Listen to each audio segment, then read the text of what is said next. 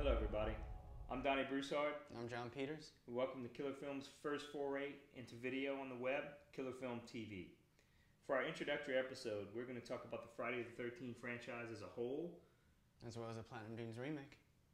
Right, as far as the franchises go, there's always been a few things that excited us. One of those things, in my opinion, was that it was set at a summer camp, and that there were horny camp counselors ready to get slaughtered by Jason or his mother. Friday 13th equals gory kills. If you don't have it, you don't have Friday 13th. Right. Sleeping bag trick in 6. Anything in part 1 was awesome. The arrow through the throat. Kevin Bacon. Friday 13th part 3D. The eyeball coming at you. Getting the bed Loaded up. Yeah, was that Freddy versus Jason? Mm-hmm. I know it's not actually in the franchise, but it's close enough. It's Jason. The bottom line is the kills were inventive. Mm-hmm. They reinvented the wheel every time a new one came out. Mm-hmm. You went to the movies to see what Jason was going to do, how he was going to kill somebody. And finally, nubile young virgins, or not virgins actually, Sluts. Nubile young ladies that are happy to take their clothes off in the name of good horror. Mm-hmm. That's the whole point of the ticket. There's no plot development in these. It doesn't matter. It's there for what you said, the camp, the kills, and of course, the boobies. That's right. With those being said, we have to address the Platinum Dunes remake and some of the things it did and didn't do. It was fun. I had a good time.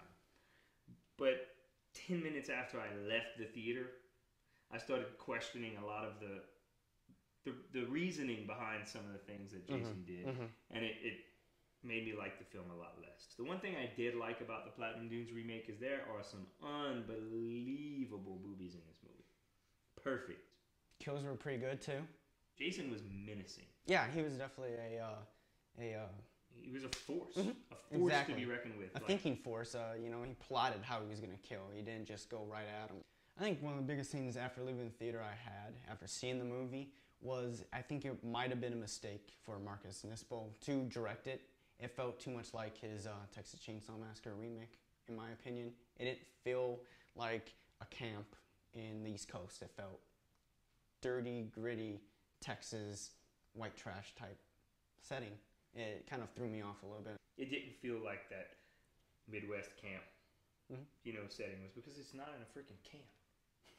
There's no camp in it. There's no camp. The camp is there, but it's never torn mentioned down, actually. It's dilapidated, and you see the sign, Camp Crystal Lake, but it looks like houses that have been abandoned, and Jason happens to live there, and evidently he's not a, he doesn't have a maid. He doesn't clean up after himself. He's filthy. Poops on the floor, collects bicycles. They didn't use the as much either. No, and when they did do it, they did about 3 times, I think I counted in the movie, and it was just there to say, hey, look, we're still using it, but it was a wink towards the fans more than it was a score for Jason or a theme. Another thing that irritated me was, Jason's motivation behind some of the things he did. They have this one redneck character who had evidently been living next to Crystal Lake long enough for his teeth to rot. Mm-hmm. And Jason has never, attacked him or bothered him. Until he messed with his weed. Damn it. He went next to Crystal Lake where evidently somebody planted a lot of weed. We don't know if it's Jason. They don't elaborate on that, But it's there. Of course, redneck with rotten teeth steals the pot. And all of a sudden, Jason goes ape shit. Kills Rotten Teeth, dude. Don't fuck with Jason's weed.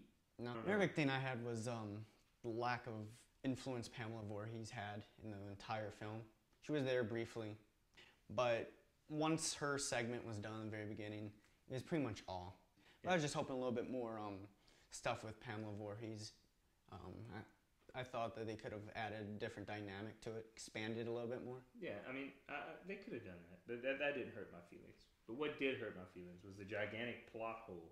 In the trailer, you might have seen the segment where this girl's on the ground crawling, and Jason lunges his machete into her.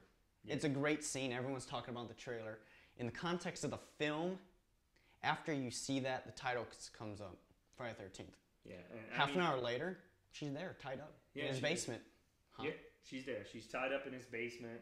I know that's a spoiler, but it irritated me. Big time. I went and saw the movie particularly because of that scene. Because I wanted to see Jason lunge at a motherfucker. And Jason must have obviously lunged at her in his superhuman Jason abilities allowed him to stop midway. This one Damning also, inertia in physics. exactly. There's no real reason for it. Yeah. I mean, was he gonna snuggle with her after we get done killing? I mean, no one knows. It's weak. It was weakly scripted, but there were some characters you did like. I did. I liked Chewie, the Asian guy. He was funny. It was kind of a rip on Harold and Kumar, but he was funny. Yeah. He did some good things. All of the ladies were quite impressive, and Jason rocked. He did. Was badass. He did. I mean, he was great. He was worth seeing it once.